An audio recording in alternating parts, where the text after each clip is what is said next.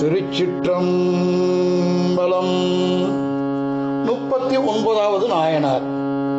புகழ்ச்சோழர் நாயனார் புராணம். பொய்யடிமையில்லாத உழவர்க்கும் அடியேன் பொழிற்கருவூர் துஞ்சிய புகழ்ச்சோழர்க்கடியேன் என்று சுந்தரமூர்த்தி சுவாமிகள் தனது திருத்தொண்டதொகையில் கூறுகிறார். உரை தலைநகராக கொண்டு ஆண்ட பெரு மன்னர் புகழ்ச்சோழர் ஆவார். எரிப்பத்தருடைய வரலாற்றில் தன்னுடைய தலையையும் கொய்து கொள்ளலாம் என்று வாளை நீட்டிய பெருமகனார் இவரே ஆவார்.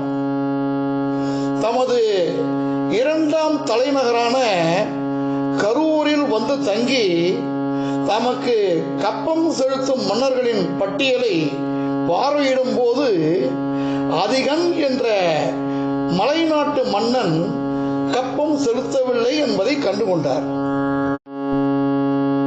சோழ பேரரசை எதிர்த்து நிற்கும் வலிமை உடையவனோ அதிகன் உடனே சென்று அவன் கோட்டையை தகர்த்து வென்று வருக என்று ஆணையிட்டார் அரசன்.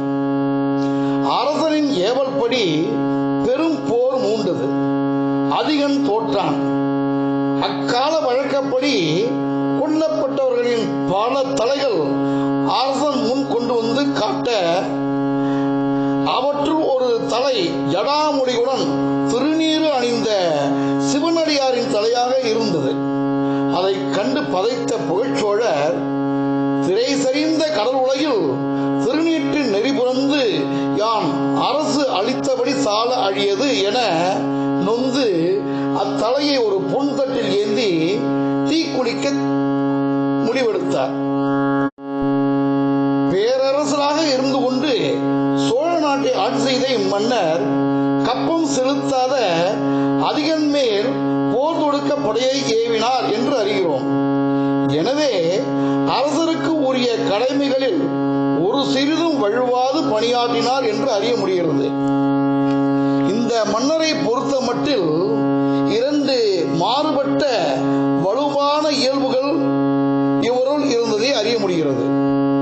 எரிப்பத்தரை சந்தித்த போது தவறு நடந்தால் ஒழிய சிவனடியார்கள் யாரையும் கொல்ல மாட்டார் என்ற முடிவுக்கு வந்த மன்னர் இவர். அடுத்தபடியாக நடந்த குற்றத்திற்காக தானும் ஒரு வகையில் உடந்தையே என்ற முடிவுடன் தன்னுடைய வாளை எரிப்பத்தரின் கையில் கொடுத்து தம்மையும் கொள்ளுமாறு வேண்டிக் கொண்டவரும் இவரேதான். சிவனடியாராக மாறி பணிபுரிகிற நேரத்திலும் அரசருக்குரிய நிதிகளை மறவாமல் கடைபிடித்தார் இவர். தமக்கு கீழ் பணிபுரியும் ஒருவன் இழைத்த தவறுக்கு எஜமானனும் குற்றவாளி ஆகிறான். இந்த அடிப்படையில் தான் புகழ்ச்சோழர் தம்மையும் கொள்ள வேண்டும் என்று வாளை நீட்டுகிறார். எனவே இவருடைய மனோநிலை என்ன என்பதை ஒருவாறு அறிய முடிகிறது. அதிகன் மேல் போர் தொடுத்த வீரர்கள் பகைவரின் தலைகளை கொண்டு வந்து அரசன் முன் வைத்தனர். அது அக்காலத்தின் மரபு. அத்தலைகளில் ஒன்று சிவனடியார் தலையாக இருந்தது. பெரும் போர் நிகழ்கிற இடத்தில் சிவனடியார் எங்கே வந்து சேர்ந்தார் என்று தெரியவில்லை. அறிவின் துணை கொண்டு பார்த்து ஆராய்ந்தால் உண்மையிலேயே இதனை விபத்து என்றுதான் சொல்ல முடியுமே தவிர அறிந்து செய்யப்பட்ட குற்றம் என்று சொல்ல முடியாது. வேறு யாராக இருப்பினும் அறியாது நிகழ்ந்த இத்தவறுக்காக மிகவும் வருந்தி இருப்பர், அவ்வளவுதான். அதற்கு மேல் எதுவும் செய்ய முற்பட மாட்டார்கள்.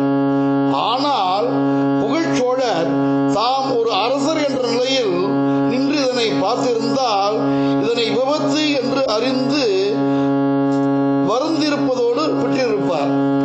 ஆனால் புகழ்ச்சோழர் என்ற பக்தர் சிவனடியார் இந்த நிகழ்ச்சியை பார்க்கின்ற பார்வையே வேறு. சோறுமானுக்கு செய்கின்ற குற்றங்களை காட்டிலும் கொடுமை உடையது சிவன் அடியாருக்கு செய்கின்ற குற்றம். சிவ அவதாரம் மன்னிக்கப்படலாம், ஆனால் சிவனடியாருடைய அவதாரம் மன்னிக்க முடியாத ஒன்று. எனவே இதற்கு கழுவாய் உயிர் தியாகம் ஒன்றுதான்